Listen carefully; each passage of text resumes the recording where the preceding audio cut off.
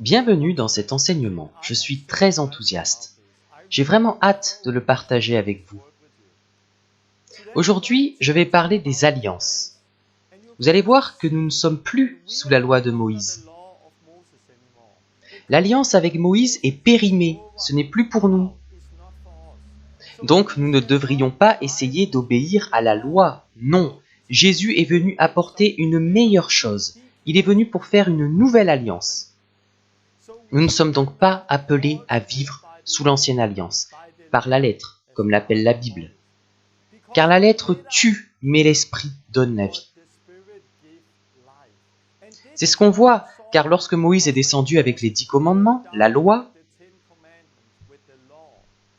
ils avaient déjà violé la loi et 3000 personnes moururent. Mais quand le Saint-Esprit descend à la Pentecôte, 3000 personnes reçoivent une nouvelle vie. Pourquoi ?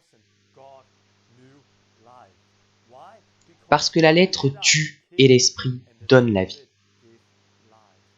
Je pense que vous allez entendre quelque chose que beaucoup n'ont jamais entendu avant.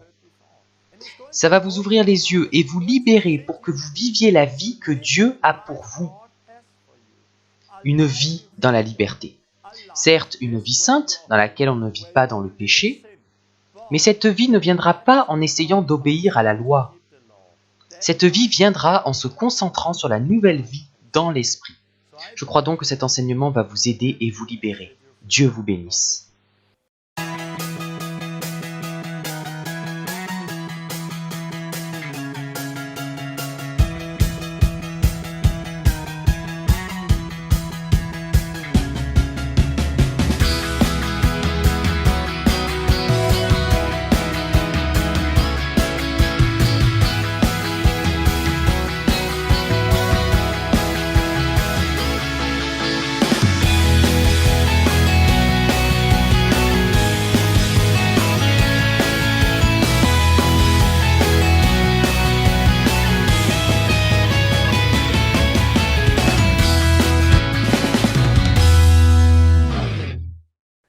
Bienvenue à la Pioneer School et dans cet enseignement. J'ai vraiment hâte de partager ceci avec vous. Je crois que cet enseignement va libérer beaucoup de gens. Ça va vous aider à comprendre ce qu'est vraiment la nouvelle alliance. Ce que Jésus est venu faire et comment nous pouvons marcher dans la liberté. Je crois que c'est vraiment très important et j'ai vraiment hâte de vous le partager. Avant de commencer, je vais partager des témoignages. La dernière fois, j'ai parlé de l'Épître aux Hébreux et j'ai eu beaucoup de retours à ce propos. Je veux juste lire 2 témoignages concernant la dernière leçon. Je pense que ça rend une bonne image de ce qu'il y a dans mon cœur et de ce que Dieu fait. Quelqu'un m'a écrit « Je viens juste de finir la leçon 15, un seul mot, merveilleux. » J'ai commencé à lire l'Épître aux Hébreux juste après la vidéo. J'ai déjà lu entièrement la Bible 20 fois. Je l'ai écouté sur CD 40 fois et j'ai consacré des milliers d'heures à l'étudier. Je n'ai jamais lu l'Épître aux Hébreux comme je le fais maintenant. La sagesse que tu as présentée a complètement transformé ma vie vers un plus grand désir de piété comme je n'en ai jamais eu depuis 1972. Merci, merci de dire la vérité. J'aime ton enseignement, il transforme ma vie. J'aime cela parce que ça montre ce que Dieu fait. Nous avons là une personne qui a lu la Bible du début à la fin environ 20 fois. Qu'il a écouté sur CD 40 fois et qui a des milliers d'heures d'études de la Bible. Mais après avoir vu la dernière leçon de la Pioneer School, elle a lu Hébreux une fois de plus. Et qu'a-t-elle dit ? Je ne l'ai jamais lu comme je le fais maintenant. Elle dit que cet enseignement est en train de transformer sa vie. Et c'est ça que je veux faire. Je veux retirer les lunettes de nos yeux, retirer nos traditions, nos manières de lire la Bible et ce que nous avons toujours entendu dire, de beaucoup de choses sur lesquelles nous avons été enseignés dans l'Église et que nous avons considérées comme vraies. Nous avons une certaine compréhension, non pas basée sur la Bible, mais sur les traditions. Et quand on lit la Bible, on se dit « Oui, c'est bien ce qu'on a entendu ». Ce n'est pas le cas, mais nous pensons que ça l'est. Pourquoi ?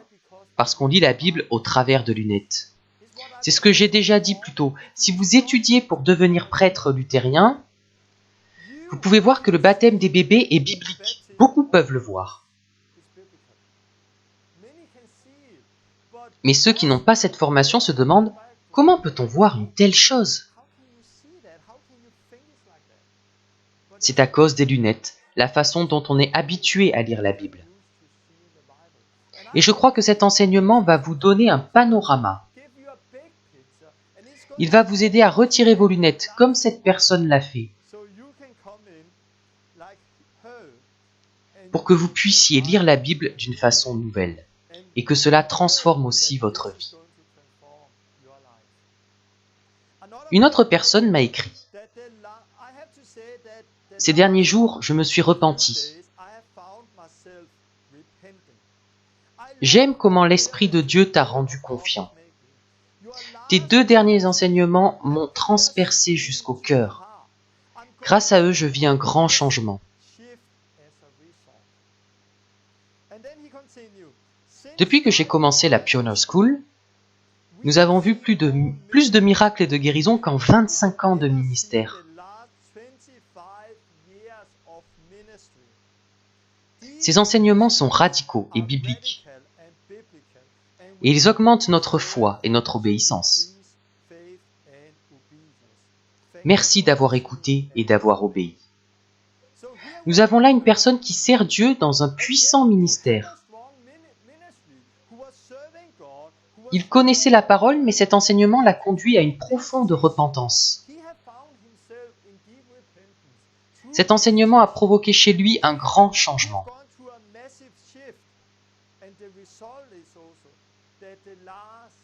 Depuis qu'il a regardé la Pioneer School, il a vu plus de miracles et de guérisons que pendant 25 ans de ministère. C'est ce que je crois, que cet enseignement nous aide à nous défaire de nos lunettes, qui nous aide à vivre un puissant changement dans notre vie personnelle avec Dieu. Et le résultat de cette vie, ce sont des miracles, des guérisons, des gens sauvés, des vies transformées et l'Église qui grandit. Alors nous vivons la vie du livre des Actes. J'aime les témoignages et je pourrais vous en donner beaucoup depuis la dernière leçon. Nous avons été en Angleterre, c'était incroyable. Je vous encourage à regarder les vidéos d'Angleterre. C'était dans une église anglicane, mais il y avait une liberté comme rarement j'en ai vu. J'étais vraiment libre, je partageais la parole sans contrainte.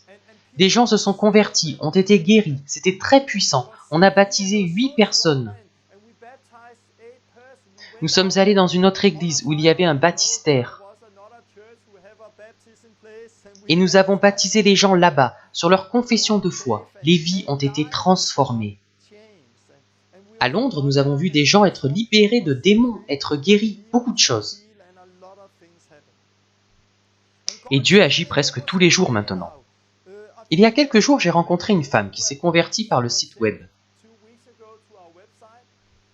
Elle a vécu une délivrance, mais elle n'était pas complètement libérée. Quand ils ont prié, elle toussait, la dépression, la maladie, un démon devait encore sortir d'elle. J'ai prié pour elle il y a quelques jours, et là, elle a été délivrée, c'était vraiment fort. J'étais avec elle dans une pièce et l'Esprit de Dieu est venu. Et elle se tenait comme ça. Cette paix, je n'ai jamais connu une telle paix. Elle pleurait et ça m'a presque fait pleurer aussi. C'était vraiment puissant. L'Esprit de Dieu est venu dans une petite pièce. Quelques jours après, elle m'a écrit « Torben, quelle journée merveilleuse hier !» Je remercie Dieu tous les jours de m'avoir guidé ainsi. Une dernière chose est sortie de moi hier. Au début, alors qu'on priait pour moi, je toussais et je me débattais. Parce que le mal devait sortir de moi. Il est sorti hier et j'ai ressenti une paix. Et quelle paix! Une paix merveilleuse! Et elle parle de cette paix. Elle me remercie pour la Pioneer School et tout le reste. Puis elle écrit « J'ai hâte qu'on prie encore pour moi, cette fois pour recevoir le Saint-Esprit. » En lisant cela, je me suis dit « Mais elle a déjà le Saint-Esprit. » Je suis sûr qu'elle l'a, car en priant pour elle, j'ai vu l'Esprit descendre sur elle. Donc je lui ai écrit « Tu l'as déjà, commence juste à parler. » Quelques heures après, elle m'a écrit « Oh, c'est tellement merveilleux! J'ai juste commencé et les mots sortaient de moi. » Je ne sais pas d'où ils sortaient, cela venait de mon esprit. Je parle en langue et je loue Dieu. C'est tellement incroyable! Comment as-tu su que j'avais déjà le Saint-Esprit? J'aime ce que Dieu fait. Je crois que cet enseignement va nous aider à voir plus de choses comme ça. Nous aider à voir plus de vies être changées comme dans ces témoignages. La dernière fois, j'ai parlé du fait qu'on avait reçu une grâce à la place d'une autre. Une grâce à la place d'une autre grâce, on peut le traduire ainsi. La loi a été donnée par Moïse, la grâce et la vérité sont venues par Jésus-Christ. Cela fait référence à une alliance. Car Dieu a formé une alliance avec Moïse qui était basée sur la loi. Mais plus tard, Dieu a créé une nouvelle alliance avec Jésus, basée sur la grâce et la vérité. Donc, on parle ici d'une alliance. La loi est venue par Moïse. La grâce et la vérité sont venues par Jésus-Christ. Puis la lettre aux Romains dit « Le péché n'aura point de pouvoir sur vous, puisque vous êtes non sous la loi, mais sous la grâce. » Romains 6, 14. Autrement dit, quand on est sous la loi, on est sous la domination du péché.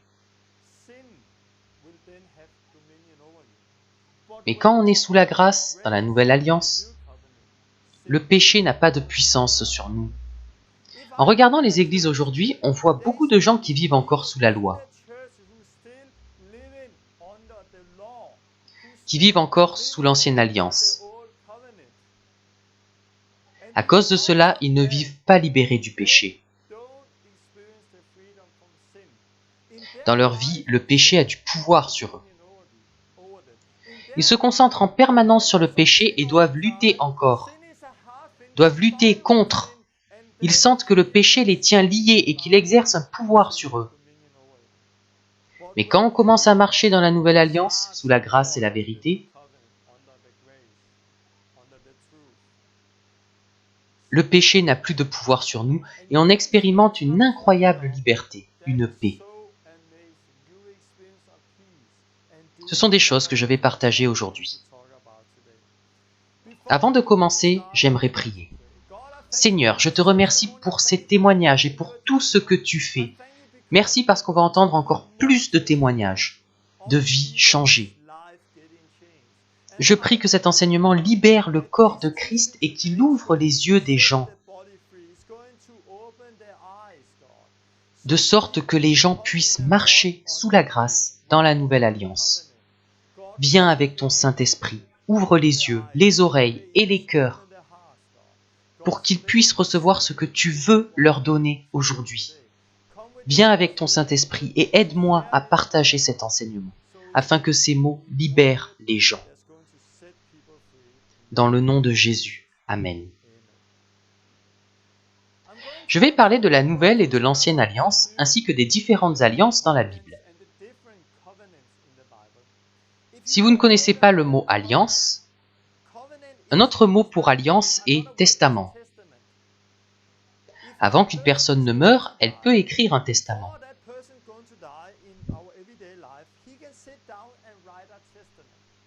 Dans ce testament, elle dit à qui revient les choses qu'elle possède.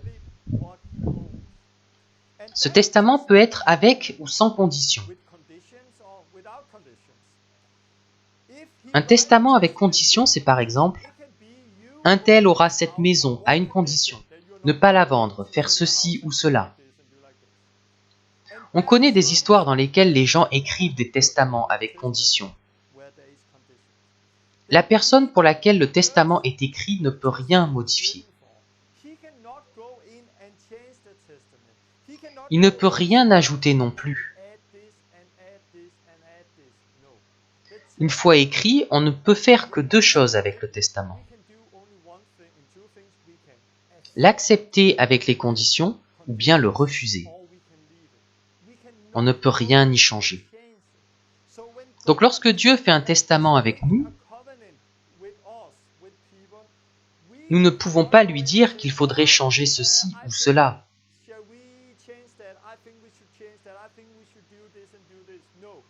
Nous pouvons l'accepter ou le refuser. Nous ne pouvons rien en changer. Maintenant, on va voir différentes alliances dans la Bible.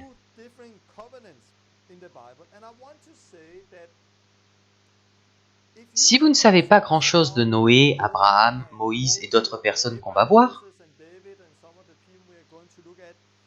je sais que ça peut faire beaucoup d'informations. Mais ça va devenir vraiment intéressant plus tard.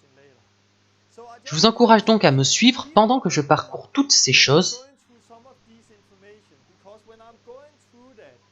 car ensuite, quand nous verrons la nouvelle alliance, vous aurez une image très claire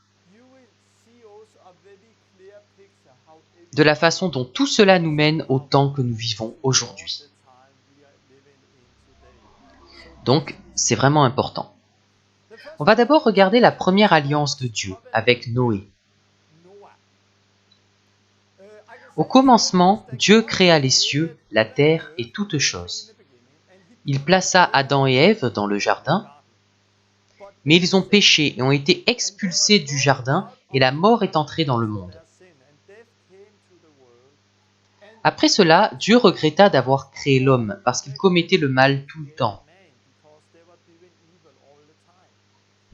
Donc Dieu a voulu détruire la terre, mais il a trouvé Noé. Et Dieu sauva Noé et sa famille, en leur disant de construire une arche.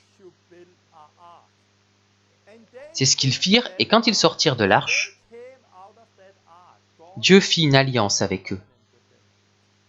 Il leur dit que la vie est sainte. Il leur parla de la vie et de ses projets. Puis Dieu dit, dans Genèse chapitre 9, « Voici, j'établis mon alliance avec vous et avec votre descendance. » Donc Dieu fait une alliance avec Noé et avec ses descendants qui viendront après lui. Qui sont ces descendants? Nous en faisons également partie. Car cette alliance n'était pas seulement avec Noé, mais avec la terre entière. Dieu dit qu'il établit son alliance et qu'il n'y aura plus de déluge pour anéantir la terre. Il n'y aura plus jamais de déluge.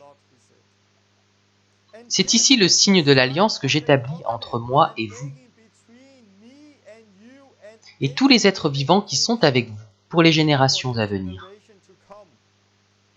J'ai placé mon arc dans la nuée, et il servira de signe d'alliance entre moi et la terre.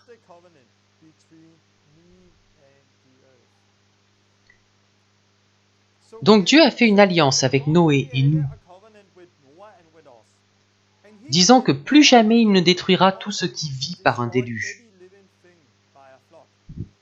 et qu'il met l'arc-en-ciel comme signe de l'alliance.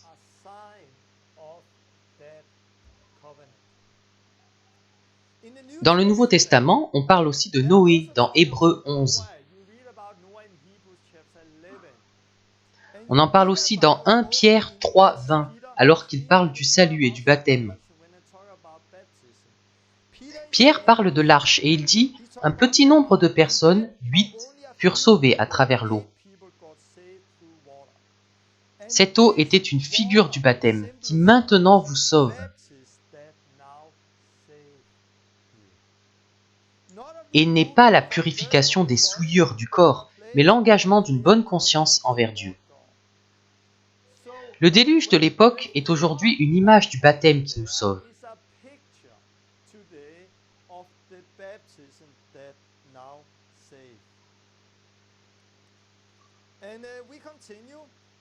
Plus tard, Dieu fait une alliance avec Abraham.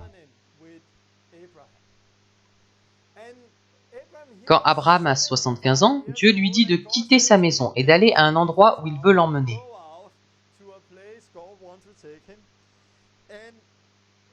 À cause de son obéissance et de sa foi, Abraham est devenu héritier de la justice. Lui aussi est cité dans Hébreux 11. Cette alliance a été faite avec Abraham, avec Isaac et avec Jacob. Dans le Nouveau Testament, quand Jésus parle de Dieu, il parle du Dieu d'Abraham, d'Isaac et Jacob. Et c'est toujours notre Dieu aujourd'hui, le Dieu d'Abraham, d'Isaac et de Jacob. Dans cette alliance, Dieu dit plusieurs choses. Il dit qu'il va bénir Abraham et qu'un grand peuple va sortir de lui.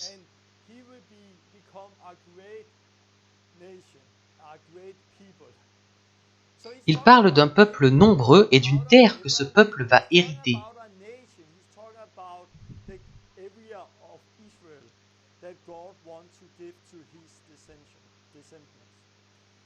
Et il dit que quiconque le bénira sera béni, et quiconque le maudira sera maudit.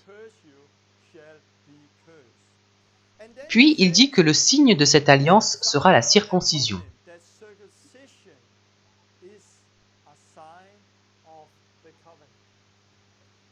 Je vais juste en lire un bout, c'est vraiment intéressant.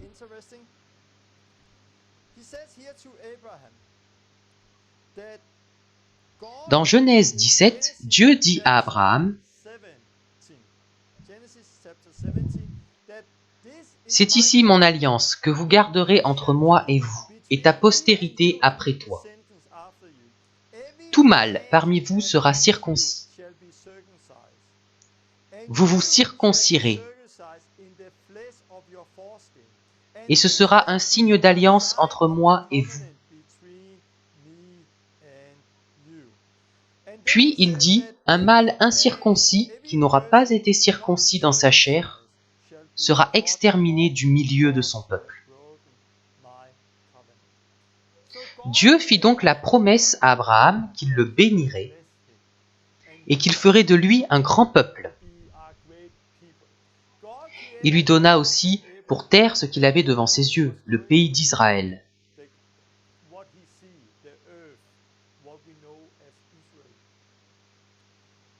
Le signe de l'alliance qu'il devait porter était la circoncision du prépuce.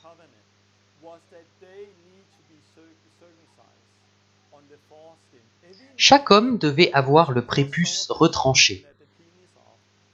C'était le signe qu'ils devaient porter sur leur corps, et celui qui ne portait pas ce signe était retranché.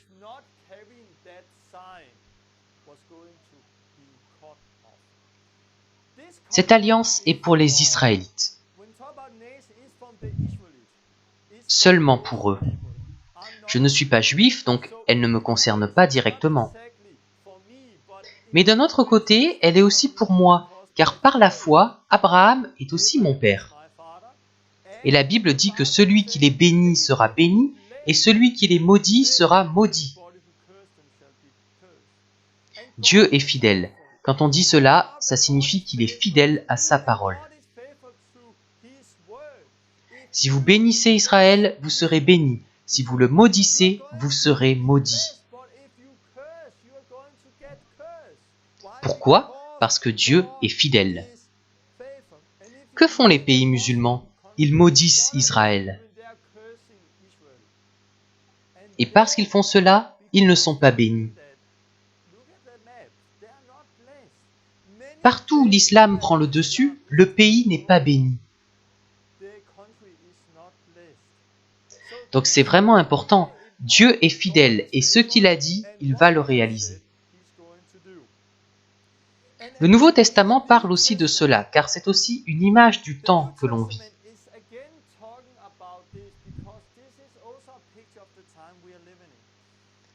Je vais lire un passage de Romains 4.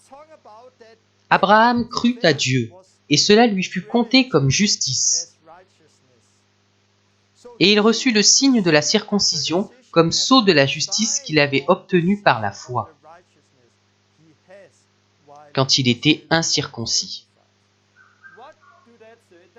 Il est dit qu'il a été justifié par la foi. Donc il n'est pas devenu juste par la circoncision, il est devenu juste par la foi. La circoncision est maintenant un signe de cette justice qu'il avait déjà par la foi.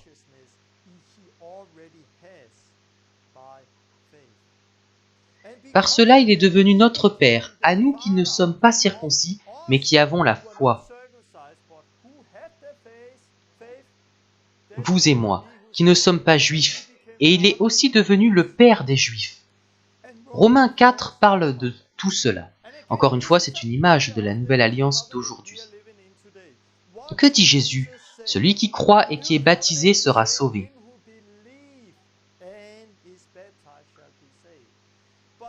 Mais nous ne devenons pas juste par le baptême, nous devenons juste par la foi. Mais le baptême est un signe pour la justice que l'on a déjà.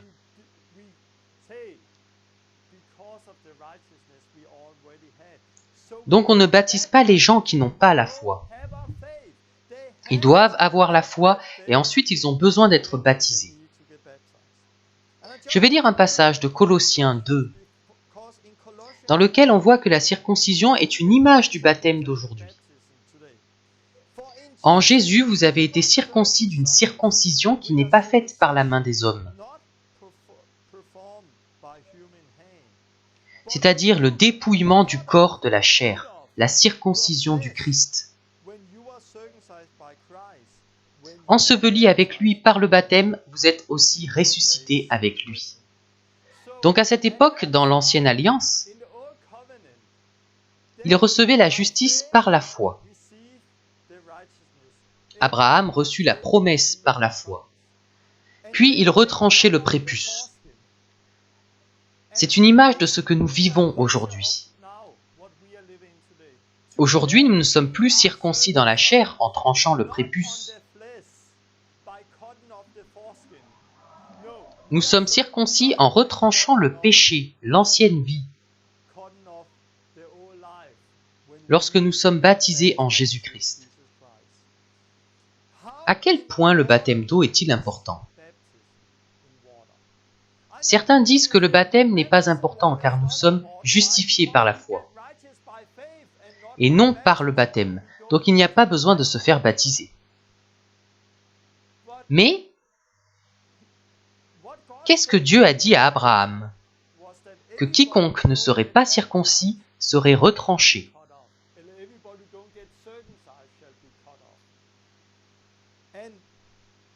Moïse l'a compris plus tard. Dans Exode chapitre 4, quelques générations après Abraham, on lit que Moïse était en chemin avec sa femme Séphora et leur fils. Puis Dieu est venu attenter à sa vie.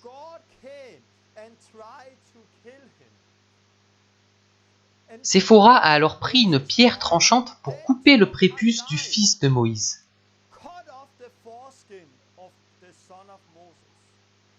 Après avoir fait ça, Dieu s'en est allé sans le tuer.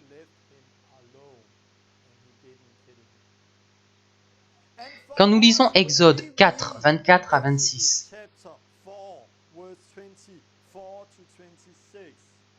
nous ne comprenons pas pourquoi Dieu est venu pour tuer Moïse. Pourquoi? Parce qu'il avait brisé l'alliance. Mais dès lors que sa femme eut tranché le prépuce de son fils,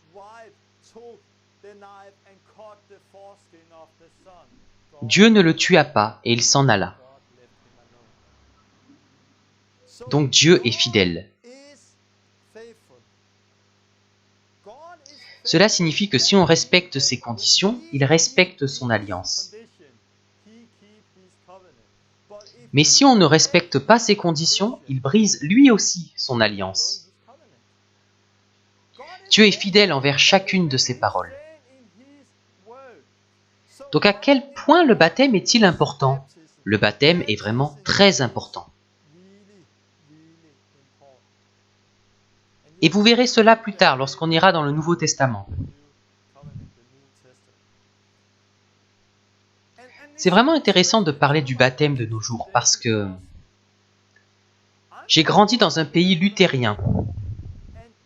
Beaucoup de gens au Danemark ont peur de parler du baptême.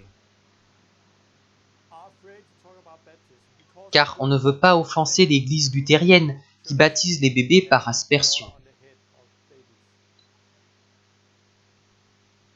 J'avais la même vision dans mes premières années de conversion. Je ne parlais pas du baptême. Mais j'ai réalisé que je n'avais pas le droit de ne pas en parler, car ça fait partie de l'alliance. Ça peut coûter beaucoup de suivre Jésus. Depuis que les Israélites ont eu la circoncision, elle leur a beaucoup coûté à travers l'histoire. Pendant la Seconde Guerre mondiale, les nazis en Allemagne persécutaient et tuaient les Juifs. Ils ordonnaient souvent aux gens de baisser leurs pantalons. Ils voyaient alors qu'ils portaient ce signe, la circoncision sur leur corps. Et parce que les nazis voyaient qu'ils étaient circoncis, ils étaient tués, ça leur coûtait la vie. Mais ils continuaient de circoncire. Pourquoi? À cause de l'alliance. À travers l'histoire, la circoncision a coûté beaucoup de vies et de persécutions. De la même manière, le baptême dans l'eau a coûté la vie et des persécutions à beaucoup de gens. Quand les anabaptistes ont commencé à baptiser les gens sur la base de leur foi, un baptême par immersion, le baptême biblique, beaucoup de gens ont été persécutés et tués à cause des églises catholiques, luthériennes, calvinistes. Beaucoup de gens sont morts à cause de cette vérité. Mais aujourd'hui, ça n'a plus d'importance. On ne veut offenser personne. Je vais être mal vu par ma famille, mes amis, ma tradition si je le fais. Donc je ne le fais pas, car on est justifié par la foi, et le baptême n'est qu'un signe. Oui, le baptême est un signe, mais c'est bien plus qu'un signe comme on se l'imagine. On le voit très clairement dans la circoncision. L'église luthérienne baptise les bébés et dit que les bébés ont besoin d'être baptisés car la circoncision se faisait le 8e jour. Mais il faut avoir la foi pour être baptisé. Nous ne devrions donc pas baptiser des bébés, mais des croyants sur la base de leur foi. C'est ce qu'on voit dans la Nouvelle Alliance avec Jésus-Christ. Continuons. L'alliance avec Moïse. L'alliance que Dieu a faite avec Moïse est une alliance différente des précédentes. Car cette alliance avec Moïse était une alliance qui n'était pas éternelle. C'était seulement pour une période, avant que loin ne vienne.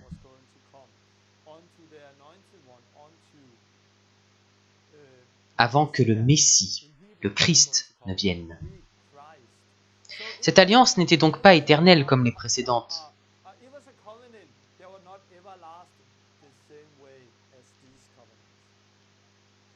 Dans Exode 19, Dieu est descendu avec les 10 commandements et le reste de la loi sur le mont Sinaï. Et il fit une alliance avec Moïse et les Israélites. On lit dans Exode 24 que Moïse vient et répète au peuple ce que le Seigneur dit.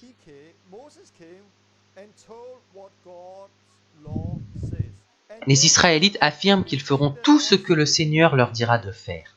Alors Moïse prend le sang d'un animal, en asperge le peuple et dit « Voici le sang de l'alliance que l'Éternel a faite avec vous, selon toutes ses paroles. »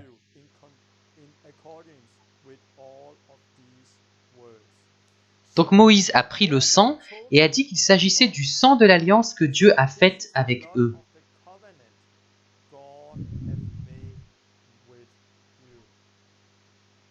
Il répandit du sang sur le peuple et sur la loi. C'est très intéressant, car plus tard, il y a une personne appelée Jésus-Christ qui va dire pratiquement la même chose. Il prit la coupe et dit « Ceci est mon sang, le sang de l'alliance. » Donc avec Moïse, il y a eu le sang de l'alliance, puis Jésus est venu avec le sang de la nouvelle alliance. L'alliance avec Moïse était que Dieu les bénirait s'ils gardaient toute sa loi.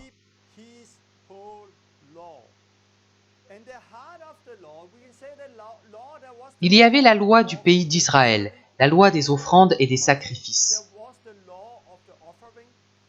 et les 10 commandements, qui sont le cœur de la loi. Les 10 commandements écrits sur des tables de pierre. Donc Dieu les bénirait s'ils gardent toute la loi. S'ils violent la loi, ils seront maudits. Les signes de l'alliance étaient les tables de pierre et elles étaient placées dans l'arche de l'alliance. Car lorsque Dieu a donné à Moïse les tables de pierre qu'il a écrites de sa propre main,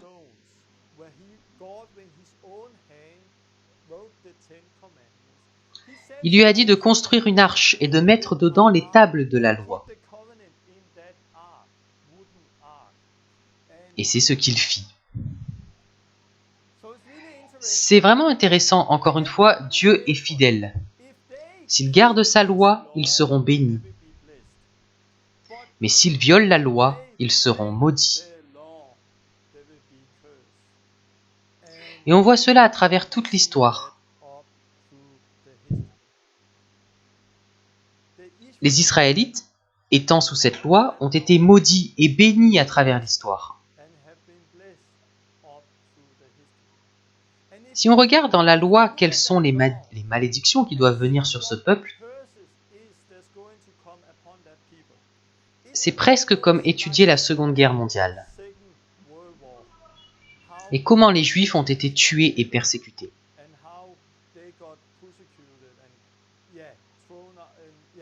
Tout ce qui s'est passé pendant la Seconde Guerre mondiale avec les nazis. Donc Dieu est fidèle. S'ils gardent la loi, il les bénira. Mais s'ils violent la loi, ils seront maudits. Parce que c'est l'alliance qu'ils ont accepté de faire avec Dieu. Ils ont dit qu'ils allaient garder chaque parole de la loi, mais ils ne l'ont pas fait. On reviendra plus tard sur cette alliance et on verra une chose intéressante.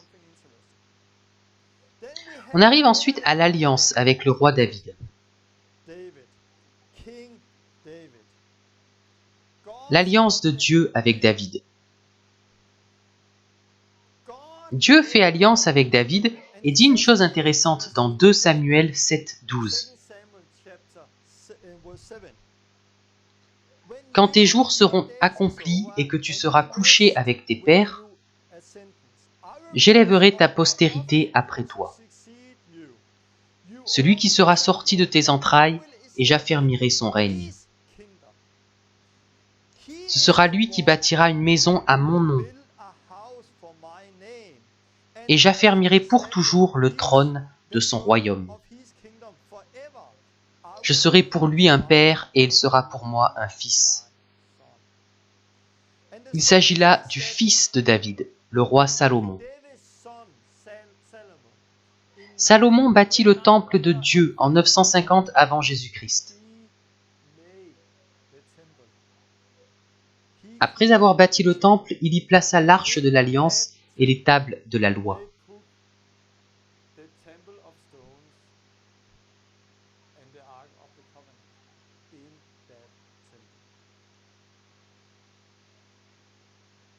Mais aujourd'hui, on sait que ce dont parle Dieu ici, le fait qu'il va établir le trône du fils de David pour toujours, et qu'il sera un père pour lui, et qu'il sera son fils. On sait qu'on parle de Jésus. Il parle de Jésus en disant qu'un jour, le Fils de Dieu va venir.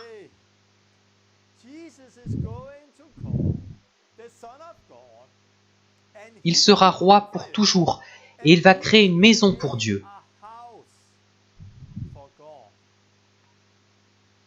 C'est vraiment intéressant parce que c'est une image très claire de la Nouvelle Alliance.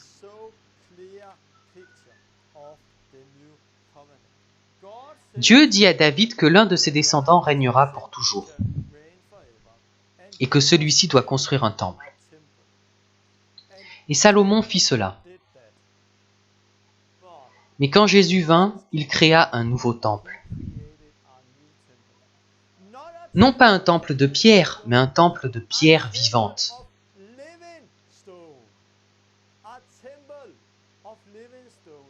Nous sommes le temple de Dieu.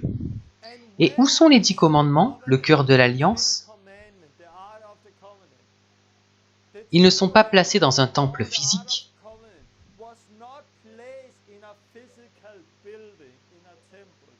Dans la Nouvelle Alliance, les commandements sont inscrits dans nos cœurs. La loi est écrite dans nos cœurs, non sur des tables de pierre placées dans un bâtiment. Elle est écrite dans nos cœurs et déposée dans nos corps, parce que nous sommes le temple du Saint-Esprit. C'est vraiment une image claire. Je vais maintenant aller dans le Nouveau Testament. Et vous allez voir que toutes les anciennes alliances sont une image du temps que nous vivons maintenant. C'est aussi intéressant de voir comment Pierre, Étienne et les autres prêchaient l'Évangile dans le livre des Actes. On voit qu'ils pointent toujours vers les anciennes alliances. Par exemple, Matthieu 1 montre que Jésus est le fils de David. Quand Pierre a prêché à la Pentecôte, il a dit que Jésus était l'accomplissement de la promesse qui a été faite au roi David. Donc lorsque ces personnes qui connaissaient l'alliance que Dieu a faite avec le roi David ont entendu cela, elles ont compris qui était Jésus. Il était le fils de David, celui qui allait construire un nouveau temple et établir son royaume pour toujours. Il parle très souvent des anciennes alliances. Quand Pierre prêche dans Acte 3, il dit « Moïse a dit, « Le Seigneur votre Dieu vous suscitera d'entre vos frères un prophète comme moi. Vous l'écouterez dans tout ce qu'il vous dira. Et quiconque n'écoutera pas ce prophète, ou qui ne lui obéira pas, sera exterminé du milieu du peuple. » Acte 3, 22. On voit ici que Pierre prêche que Moïse a dit que Dieu enverrait un prophète comme lui.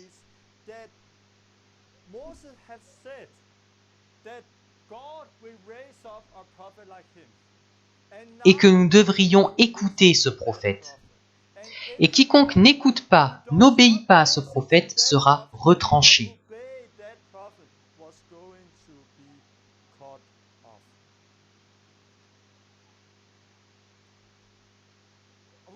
Je vais lire un passage de Jérémie parce qu'il a prophétisé au sujet de la Nouvelle Alliance.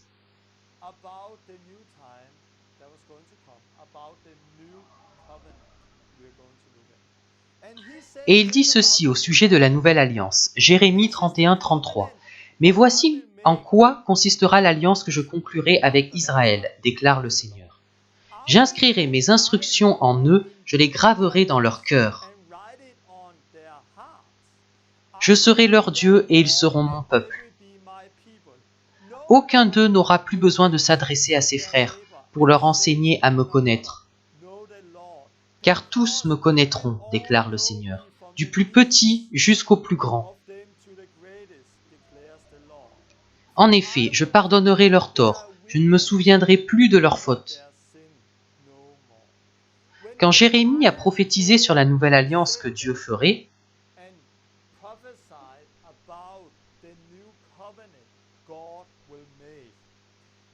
il a dit quelque chose qui était vraiment différent de l'ancienne alliance.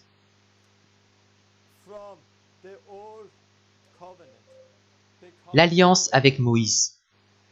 Car lorsque Moïse est venu avec l'alliance, Dieu a écrit les 10 commandements de sa propre main sur des tables de pierre.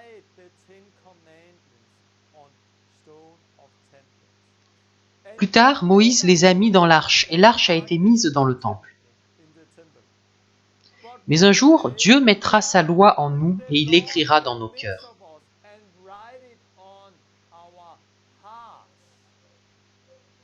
Voilà la différence. La loi n'était pas écrite dans les cœurs, mais à l'extérieur sur des tables de pierre.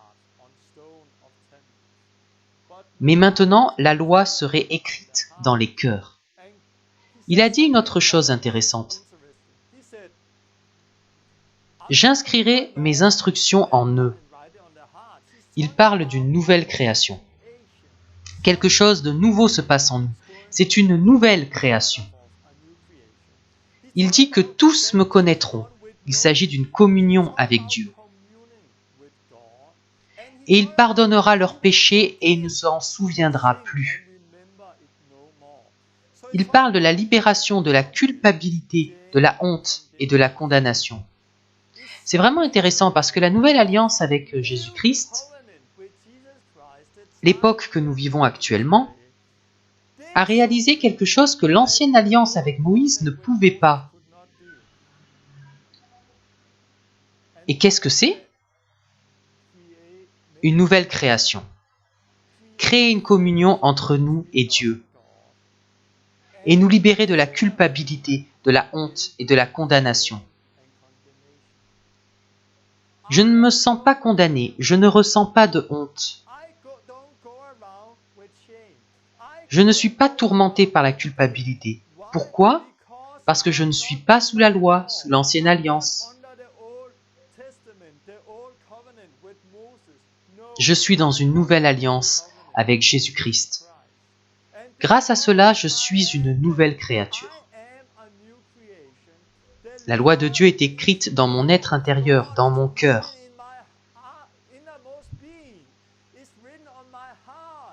Dieu a retiré mes péchés loin de moi. Et il ne s'en souvient plus. C'est pourquoi je suis libre de la culpabilité, libre de la honte et libre de la condamnation. C'est vraiment intéressant car si on regarde ces promesses,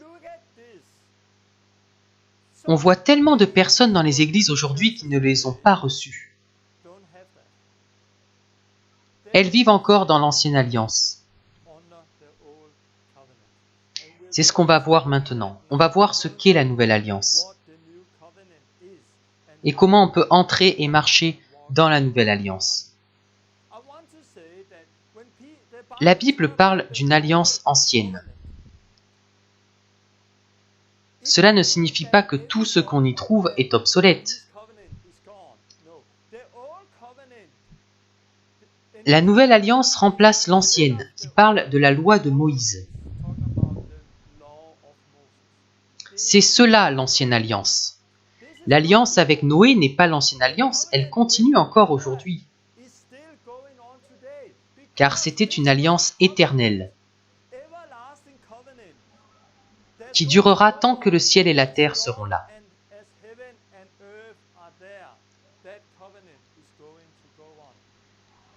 Mais celle de Moïse devait durer jusqu'à l'arrivée du Messie, du Christ. Et il est arrivé et a fait une nouvelle alliance. C'est très important car beaucoup se disent « Oh, nous ne sommes plus sous l'ancienne alliance » et ils jettent tout l'Ancien Testament. Non, l'alliance de Noé continue aujourd'hui. Il est juste question de la loi de Moïse. Nous ne sommes plus sous cette loi. Je peux donc mettre ce X sur la loi de Moïse car elle a pris fin. Nous n'avons plus besoin de vivre sous la loi de Moïse, d'offrir des animaux. Car nous avons quelqu'un qui a offert sa vie une fois pour toutes. J'en ai parlé la dernière fois avec Hébreux. Il s'agit de Jésus. Jésus s'est sacrifié une fois pour toutes, de sorte que nous ne sacrifions plus d'animaux aujourd'hui. Nous ne sommes plus sous cette loi aujourd'hui. Mais de bien des façons, nous essayons de bâtir des églises du Nouveau Testament sur les règles de l'Ancien Testament. Par exemple, la dîme. Donnez 10% de votre salaire pour l'église. Le Nouveau Testament ne parle pas de cela. Nous ne devrions pas donner la dîme. C'est bien de donner, bien sûr qu'il faut donner. Mais la Bible ne dit pas qu'il faut donner la dîme à la manière de l'Ancien Testament. Et beaucoup ne savent pas non plus ce qu'est la dîme. Si on regarde ce qu'est la dîme dans la loi de Moïse, c'était beaucoup de choses, pas seulement 10%. Parfois, il fallait donner 10%, d'autres fois, il fallait ajouter quelque chose à la dîme. Dans d'autres cas, il fallait manger soi-même la dîme. Parfois, il fallait mettre la dîme de côté tous les 7 ans. Il y avait différentes sortes de dîmes. S'il y avait un roi, il fallait aussi lui donner une dîme. Donc la dîme, c'est beaucoup plus que ce que nous faisons aujourd'hui. Mais on prend un passage de Malachie et on dit qu'il faut donner 10% à l'Église.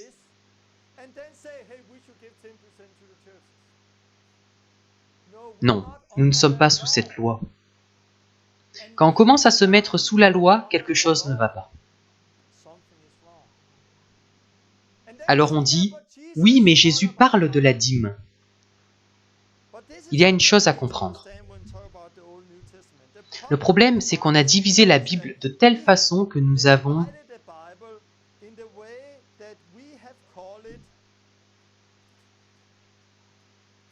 l'Ancien Testament et le Nouveau Testament. Et on pense que tout ce qui est dans ce qu'on appelle l'Ancien Testament est vieux et que ce qui est dans le Nouveau Testament est nouveau. Non, beaucoup de choses dans l'Ancien Testament sont pour nous aujourd'hui. Cela continue. Et certaines choses du Nouveau Testament ne sont pas pour nous aujourd'hui. Parce que ça faisait encore partie de l'Ancien Testament. Je m'explique. Lorsque Jésus disait aux pharisiens qu'ils devaient donner la dîme, devaient-ils le faire? Oui. Pourquoi? Parce qu'ils étaient sous la loi. Ils avaient des terres en Israël. Et ça faisait partie de qui ils étaient. Jésus leur parlait donc de ce qu'ils devaient faire. Souvenez-vous que les évangiles,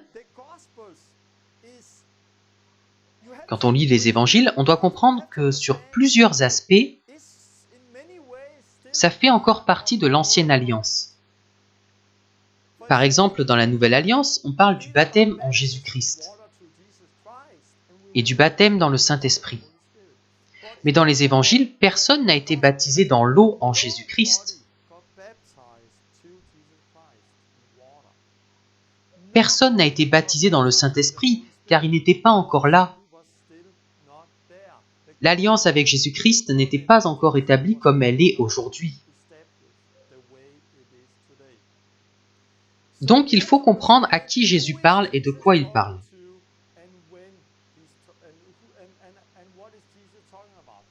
Parfois, il parle aux gens qui sont sous la loi. D'autres fois, il parle de ce qui est à venir.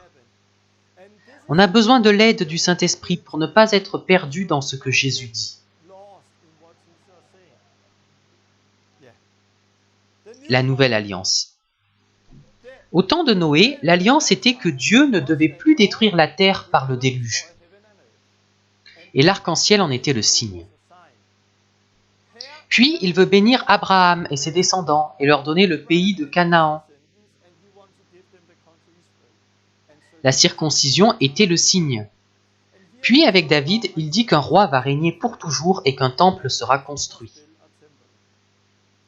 Puis Jésus est venu et son alliance est différente de celle de Moïse. Parce que c'est une alliance pour tous ceux qui croient. Ce n'est pas seulement pour les Juifs, c'est pour tous ceux qui croient. La condition est de persévérer dans la foi. Il n'est pas suffisant de croire juste une fois. On doit croire et continuer de croire. Et les signes sont le baptême et le Saint-Esprit comme héritage. On voit cela dans Éphésiens 1:13 et Actes 2:38 à 39. Donc le signe qu'on entre dans la nouvelle alliance est le baptême, le Saint-Esprit.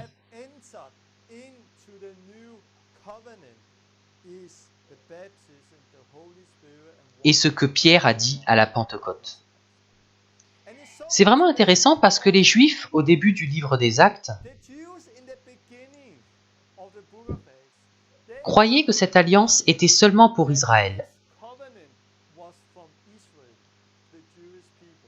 et pas pour les non-juifs. Mais après, Dieu a parlé à Pierre et l'a envoyé chez Corneille, une maison de non-juifs. Une fois là-bas, Pierre a prêché et il a vu le Saint-Esprit venir sur ces non-juifs.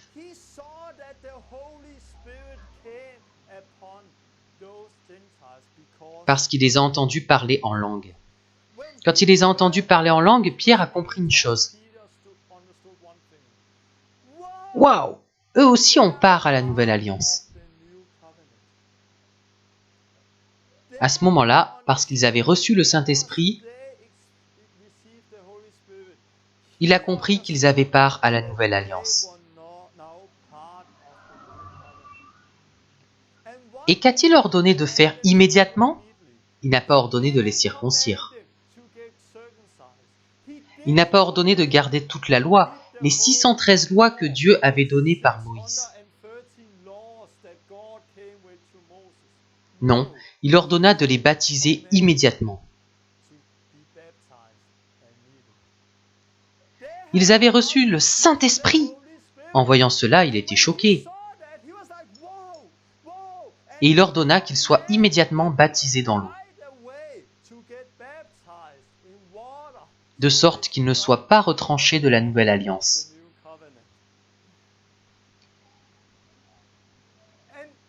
Nous devons comprendre que notre Dieu est un Dieu d'alliance.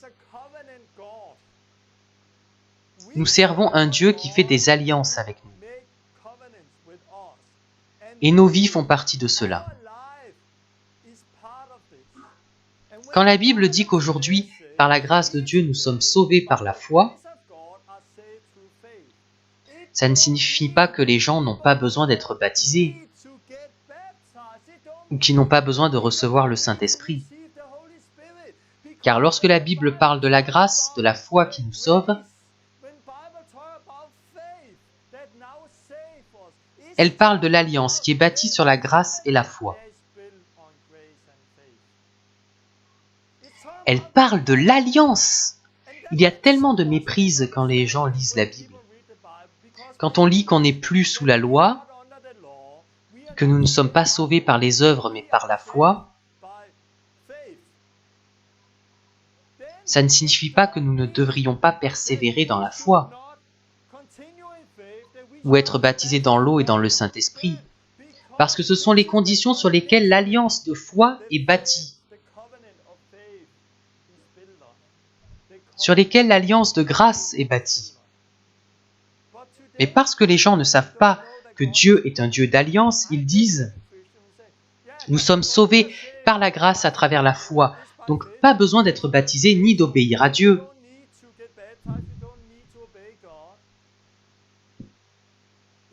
Cela montre qu'ils n'ont pas compris ce que sont la grâce et la foi. Qu'il est question de l'alliance avec Jésus-Christ. Le Nouveau Testament, qui est bâti sur la condition du baptême. De la même manière que l'alliance d'Abraham était bâtie sur la condition de la circoncision. Je trouve cela vraiment intéressant, la nouvelle alliance. Il y a beaucoup d'images là-dedans. On parle aussi d'un prophète qui viendra un jour, un agneau immolé, un homme immolé et un grand roi. Beaucoup de Juifs croient qu'il y aura deux personnes différentes. La première est un agneau immolé, la seconde est un grand roi. Mais c'est la même personne. La première fois que Jésus est venu, ce n'était pas pour juger le monde, mais pour le sauver. Il est venu comme l'agneau à immoler à cause de nos péchés. Il est venu pour établir une nouvelle alliance. La prochaine fois, il reviendra comme un roi. Et il va juger le monde. Il faut avoir la vue d'ensemble pour comprendre la Bible. Moïse a parlé du sang de l'alliance. Plus tard, dans Luc 22:20, Jésus prit la coupe et dit « Cette coupe est la nouvelle alliance en mon sang, qui est répandue pour vous. »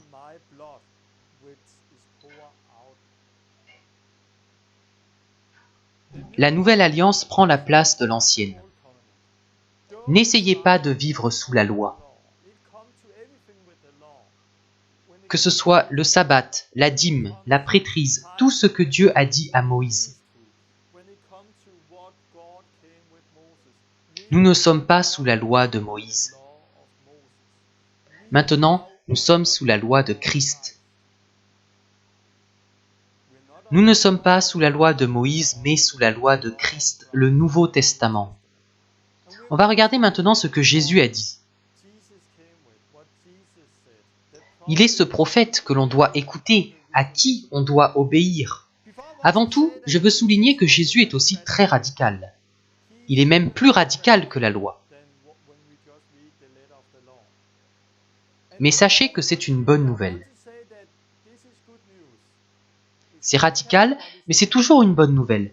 La Bible dit quelque chose d'intéressant sur la loi. Dans l'Ancien Testament, la loi était écrite avec des lettres sur des tables de pierre. Dans le Nouveau Testament, la loi est écrite dans nos cœurs.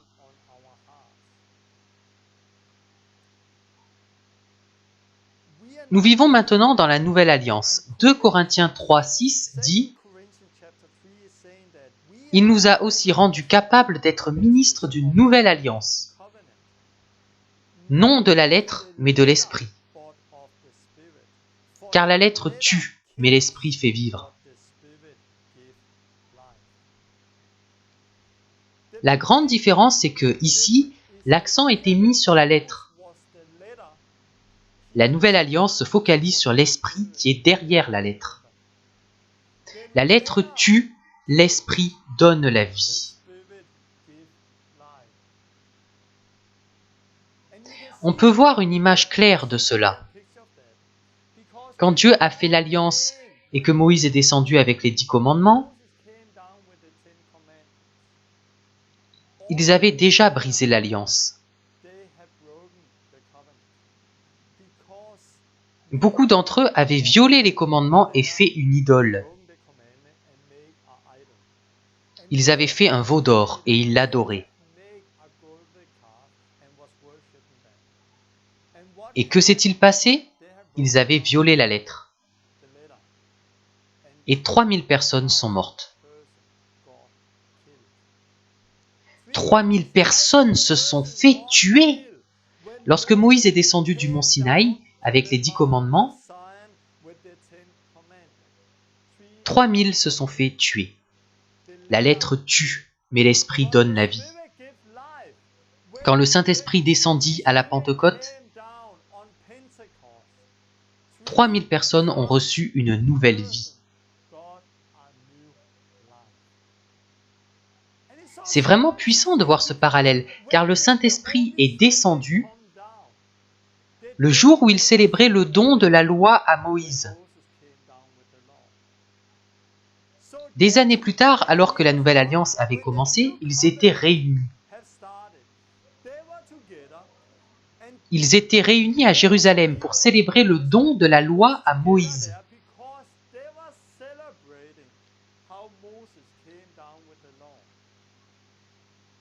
Mais le Saint-Esprit est descendu établir une nouvelle alliance.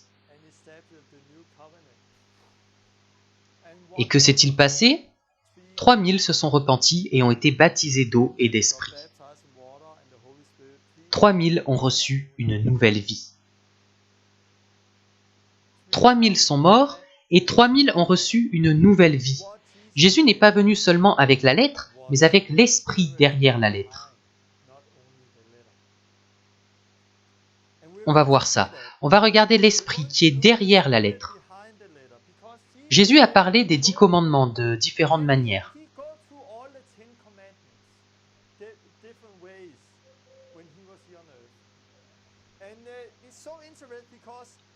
Il est très clair sur 9 des 10 commandements. Celui qui est très différent, c'est le sabbat. Il explique le véritable but du sabbat de plusieurs manières différentes. J'ai quelques versets sur le sabbat, mais je ne veux pas approfondir maintenant. En parlant du sabbat, Jésus a dit « Le sabbat a été fait pour l'homme, et non l'homme pour le sabbat. De sorte que le Fils de l'homme est maître même du sabbat. » Marc 2, 27. Dieu a donné le sabbat et les 10 commandements.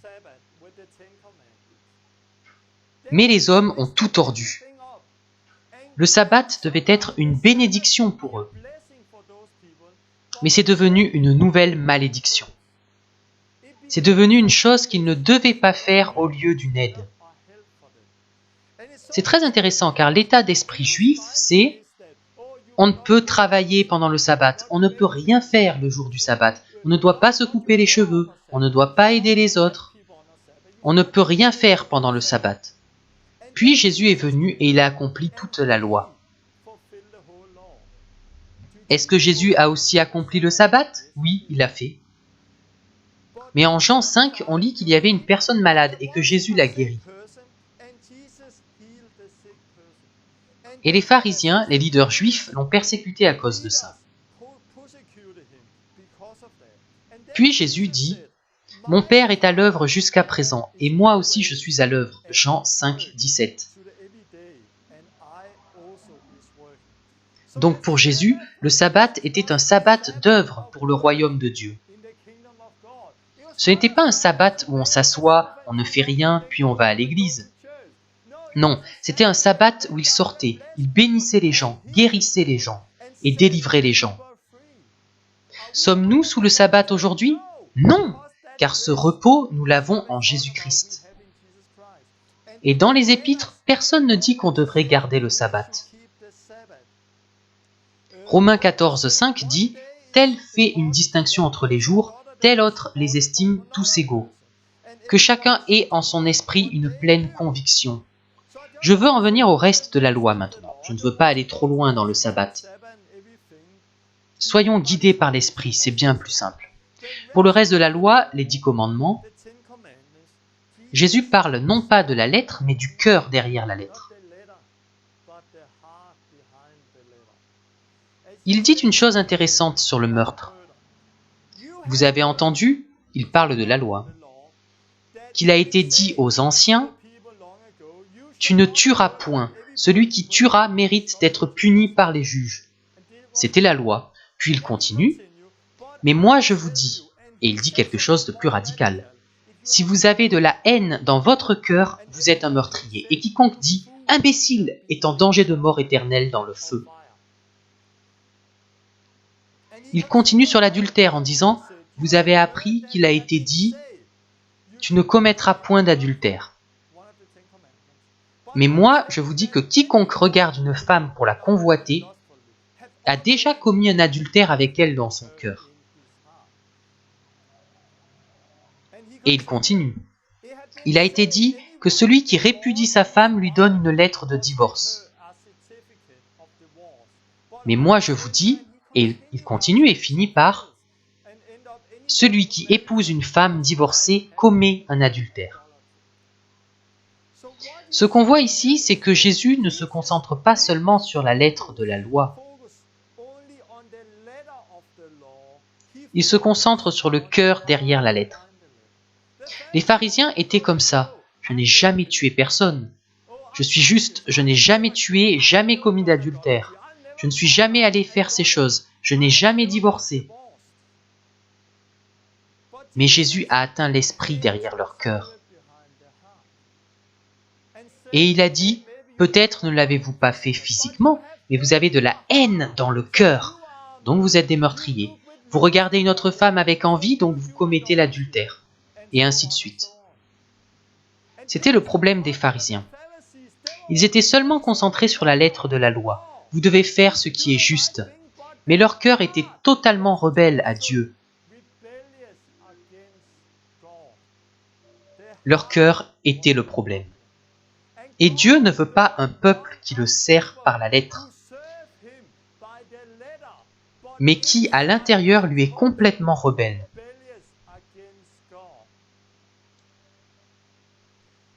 Avant que Jésus n'en vienne à certains des 10 commandements, il dit ceci en Matthieu 5.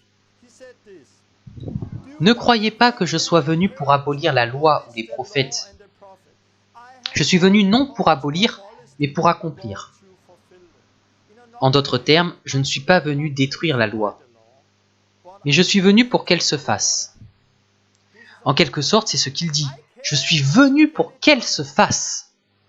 Je suis venu pour vous aider à ce qu'elle se fasse, de sorte que vous ne viviez pas seulement par la lettre, mais par l'esprit. Je vous le dis en vérité, tant que le ciel et la terre ne passeront point, il ne disparaîtra pas de la loi un seul iota ou un seul trait de lettre, jusqu'à ce que tout soit arrivé. Celui donc qui supprimera l'un de ces plus petits commandements et qui enseignera aux hommes à faire de même, sera appelé le plus petit dans le royaume des cieux.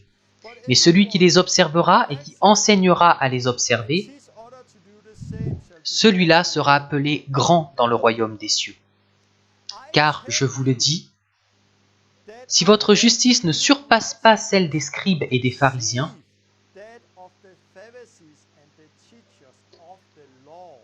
vous n'entrerez point dans le royaume des cieux. Donc Jésus n'est pas venu pour détruire la loi. Il est venu pour que la loi se fasse. Il est venu pour qu'elle se réalise. Et je crois que les lois comme celle des sacrifices sont complètement terminées. Nous ne sacrifions plus car Jésus s'est sacrifié une fois pour toutes. La loi du temple est terminée. Jésus est venu pour créer un nouveau temple. Qu'en est-il des 10 commandements?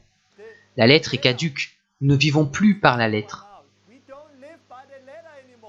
En tant que chrétiens, nous ne vivons plus par les 10 commandements, en essayant d'obéir à la lettre. Non, nous devrions vivre la nouvelle vie et vivre par l'esprit derrière la lettre. Nous ne sommes plus sous les 10 commandements aujourd'hui. Sous les 10 commandements écrits sur la pierre. Maintenant, ils sont écrits dans nos cœurs. Vous allez voir cela plus tard. Donc la loi est finie parce que Jésus est venu l'accomplir. Il est venu pour qu'elle se fasse par son esprit. Et il dit, si votre justice ne surpasse pas celle des scribes et des pharisiens, vous n'entrerez point dans le royaume des cieux. Essayez d'imaginer Jésus dire cela. Vous êtes un juif et vous voyez les pharisiens et les enseignants qui vivaient par la lettre et qui faisaient tout par la lettre. Ils passaient toute leur vie à vivre correctement d'après la loi de Moïse.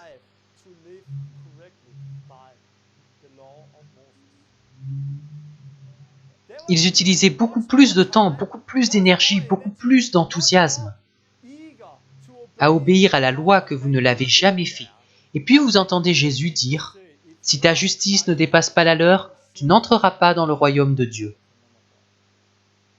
En entendant cela, vous vous dites, « Je suis perdu, c'est raté pour moi, car je ne peux pas vivre comme eux le font. Et Jésus m'a dit que ma justice doit dépasser la leur. » Mais Jésus n'est pas venu apporter un nouveau fardeau. Jésus n'est pas venu avec un grand serment de sorte que nous ayons encore plus de difficultés. Non, car la vérité nous libère et nous ne vivons plus sous la loi. Il y a là une liberté, mais je vais reparler de cela.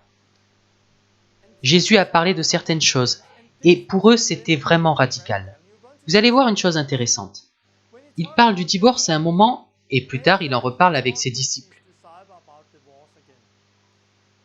Et on lit dans Matthieu 19, je vais prendre certains versets, qu'il parle de divorce, de remariage, etc. Et Jésus dit ici, « N'avez-vous pas lu qu'au commencement, le Créateur fit l'homme et la femme ?» Quand Jésus parle de cela avec ses disciples plus tard, il dit, « Au commencement, le Créateur fit l'homme et la femme. »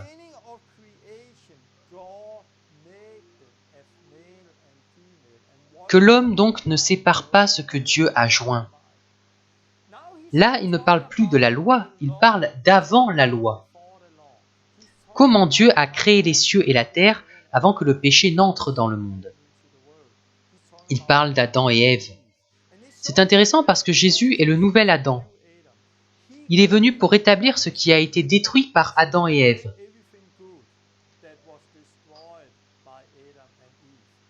Donc ils parlent de ça, mais ils ne comprennent pas. Alors ils lui disent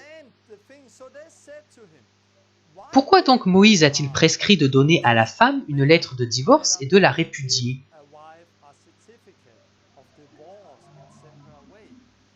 Ils sont donc là à se demander « Mais pourquoi ? Si c'est ce que tu dis maintenant, Jésus, alors pourquoi Moïse nous a autorisés à faire cela ?» Jésus a répondu « Moïse vous a permis de répudier vos femmes.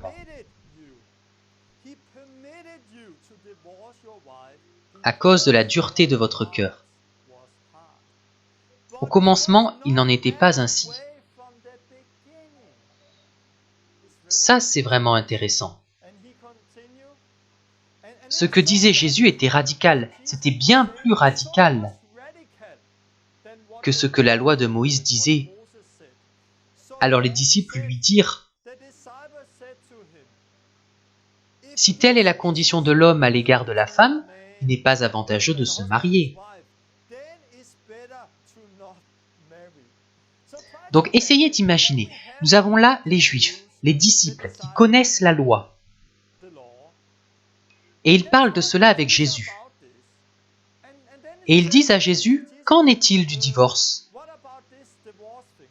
Il leur répond qu'au commencement, il n'en était pas ainsi. Et il commence à parler du commencement, avant que le péché n'entre dans le monde. Ils ne comprennent pas pourquoi soudainement Jésus parle du commencement. Et ils se demandent pourquoi Moïse a permis aux hommes de divorcer.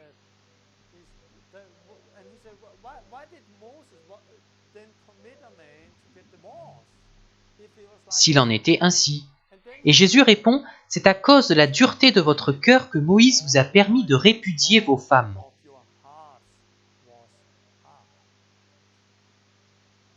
De bien des manières, la loi était un compromis. La loi ne pouvait pas faire ce qu'elle était supposée faire car leur cœur était dur.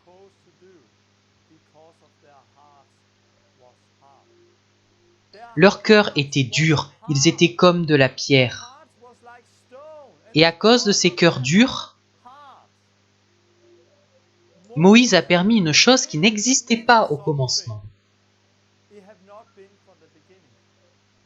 Moïse a permis à un homme de divorcer de son épouse. Mais Jésus est venu en étant beaucoup plus radical. Il est venu pour que la loi soit faite. Il est venu pour rétablir tout ce qui a été détruit par Adam et Ève.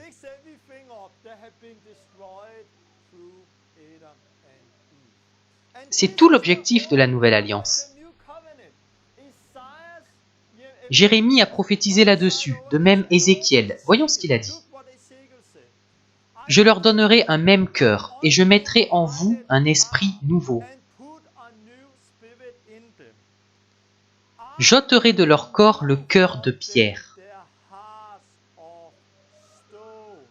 et je leur donnerai un cœur de chair. Donc la loi de Moïse était un compromis. Moïse a permis de faire quelque chose qui n'était pas permis au commencement, mais il l'a fait à cause de leur cœur dur. Mais une nouvelle alliance a été établie. Jésus est venu pour que la loi soit faite. Non seulement la lettre, mais aussi l'esprit derrière la lettre. Pour accomplir cette loi. Il a fait cela en traitant le problème. Ce problème de cœurs endurcis. Donc il est venu avec une nouvelle alliance pour nous retirer nos cœurs de pierre et nous donner un cœur de chair. Pourquoi ? Afin qu'ils suivent mes ordonnances et qu'ils observent et pratiquent mes lois.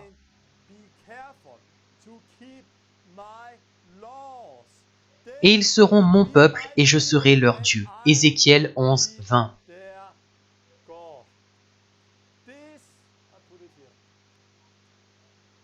Voilà le véritable objectif de la nouvelle alliance. Jésus est venu pour accomplir la loi. Il est venu pour retirer les cœurs de pierre, pour écrire l'esprit de la loi dans nos cœurs, de sorte que nous suivions ses décrets et que nous gardions ses lois. Les Israélites ne pouvaient pas le faire parce que leur cœur était dur. Et de bien des façons, la loi de Moïse était un compromis. Et Jésus vient pour parler de l'esprit derrière la loi. Dieu ne veut pas qu'on le serve seulement en apparence, il veut nos cœurs.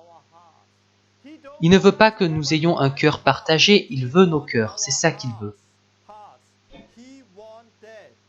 Tout le but de l'alliance, c'est les cœurs. Quand on reçoit le Saint-Esprit, j'ai parlé de ça il y a quelque temps, l'amour de Dieu est répandu par notre esprit. Que dit Jésus sur les commandements ? Qu'il y a deux choses. Tu aimeras le Seigneur, ton Dieu, de tout ton cœur, de toute ton âme et de toute ta pensée. C'est le premier et le plus grand commandement. Et voici le second qui lui est semblable. Tu aimeras ton prochain comme toi-même. De ces deux commandements dépendent toute la loi et les prophètes. Donc maintenant, nous devrions aimer notre Dieu de tout notre cœur et aimer notre prochain. Il veut notre cœur. On continue avec quelques passages où on voit très clairement la différence entre la loi et la nouvelle alliance et ce que Dieu a fait.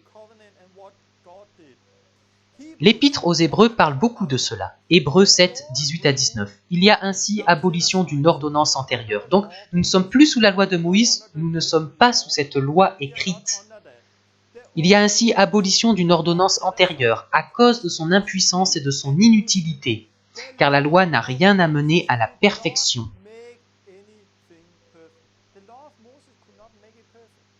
Et introduction d'une meilleure espérance, par laquelle nous nous approchons de Dieu. Il dit donc que la loi n'a rien pu amener à la perfection, elle était impuissante. Romains 8 parle beaucoup de cela, je prends juste quelques passages. Car, chose impossible à la loi, parce que la chair la rendait sans force. Notre chair, la chair est faible. Leur chair était faible, leur cœur était dur comme de la pierre. Donc la loi était incapable de faire ce qu'elle était supposée faire. Mais Jésus est venu pour que la loi s'accomplisse en nous donnant un nouveau cœur et pour écrire la loi dans nos cœurs. Chose impossible à la loi, parce que la chair la rendait sans force. Donc nous n'avons pas besoin d'être circoncis, nous avons besoin d'être baptisés parce que c'est le baptême qui nous sépare de la chair. Et cela afin que la justice de la loi fût accomplie en nous. qui marchons non selon la chair, mais selon l'esprit. Ainsi, la juste exigence de la loi devrait être accomplie en nous.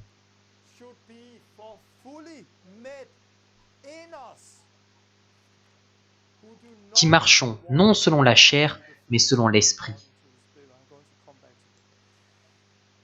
Il est souvent question de comment c'était avant et de comment c'est maintenant. Par exemple, mais maintenant, étant morts à cette loi sous laquelle nous étions retenus, nous avons été dégagés de la loi, de sorte que nous servons dans un esprit nouveau et non selon la lettre qui a vieilli. Romains 7, 6. Nous ne vivons pas de l'ancienne manière du code écrit. Nous ne vivons pas par la loi, nous vivons par l'esprit.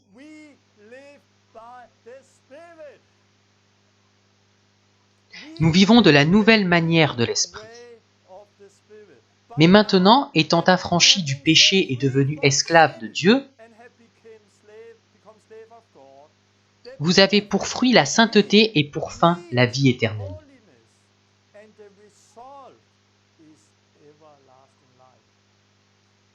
Le résultat de cette vie dans la sainteté est la vie éternelle. Car le salaire du péché, c'est la mort. Mais le don gratuit de Dieu, c'est la vie éternelle en Jésus-Christ notre Seigneur. Romains 6, 22. Je veux vous montrer quelque chose. La loi de Moïse était faible, elle était incapable de faire ce qu'elle devait faire.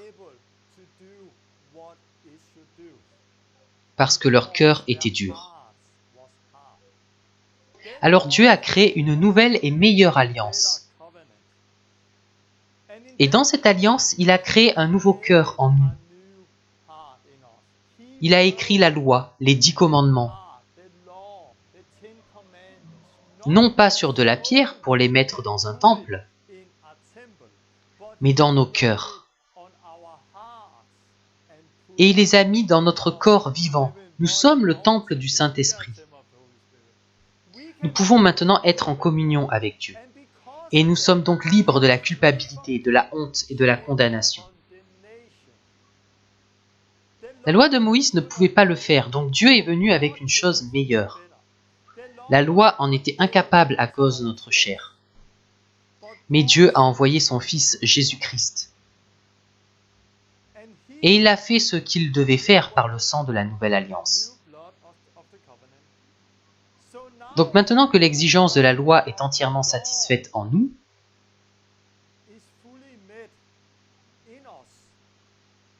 qui ne vivons pas par la chair mais par l'esprit, nous servons maintenant d'une nouvelle manière, par l'esprit. Je veux me concentrer sur la justice de la loi fut accomplie en nous, qui marchons non selon la chair mais selon l'esprit. Elle fut accomplie en nous, non par nous. Nous ne devrions plus nous concentrer sur la loi tout le temps. Non, je ne devrais pas faire ça, je ne devrais pas faire ça. C'est comme si je vous disais, ne pensez pas à un éléphant rose. Maintenant, on pense à un éléphant rose. Et si vous vivez comme ça, je ne dois pas regarder une femme avec envie, je ne dois pas avoir de haine dans mon cœur. Si c'est votre seule pensée, savez-vous ce qui va vous arriver? Vous n'allez pas expérimenter la liberté. Mais si, au contraire, vous savez que vous n'êtes pas sous la loi écrite, mais sous l'Esprit, et que vous laissez le Saint-Esprit vous changer, et vivre à travers vous, vous expérimenterez une liberté. Je ne me concentre pas sur la loi écrite, je me concentre sur la nouvelle vie. Je me concentre sur servir Jésus, sur ce que dit le Nouveau Testament, sur ce que dit la Bible, et je le sers. Et quand je me concentre sur lui et le sers, je peux alors regarder en arrière et dire « Wow! Ça fait longtemps que je n'ai pas regardé une femme avec envie. Ça fait longtemps que je n'ai pas eu de haine dans mon cœur. » Ce n'est pas parce que je dis « Je ne dois pas, je ne dois pas !» Non, c'est parce que je vis la nouvelle vie. Et quand je vis la nouvelle vie, l'exigence de la loi est accomplie en moi.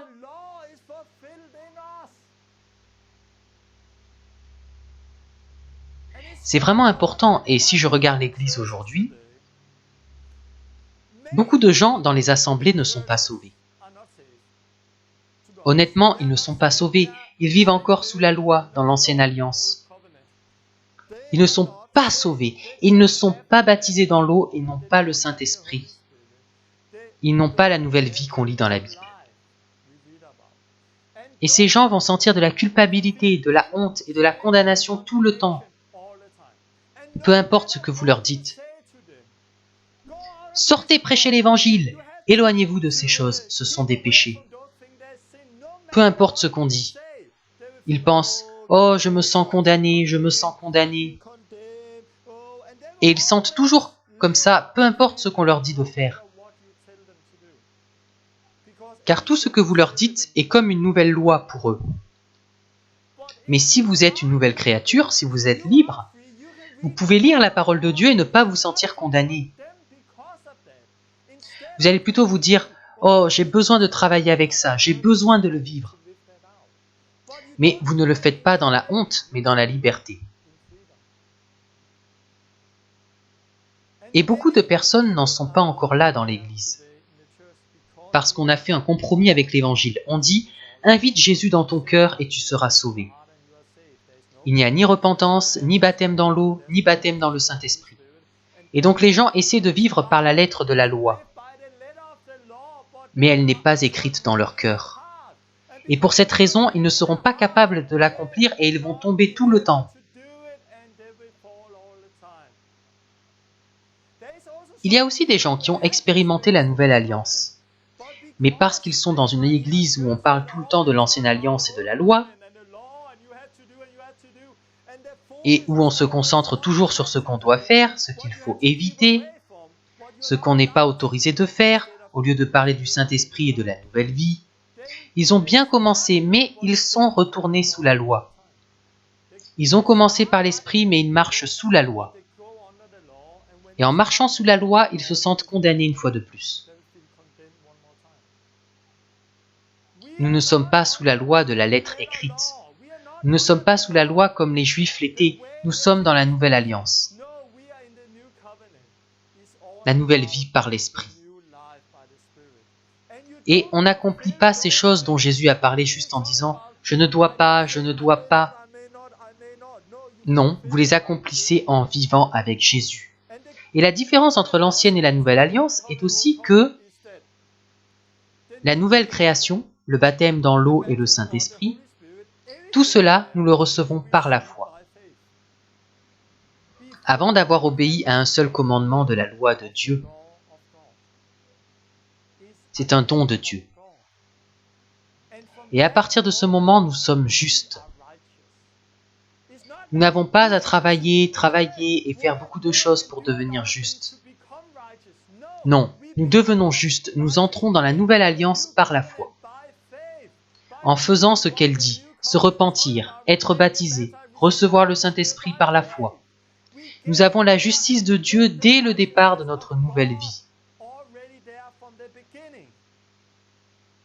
Nous l'avons dès ce moment. Et alors, on commence la nouvelle vie dans la liberté.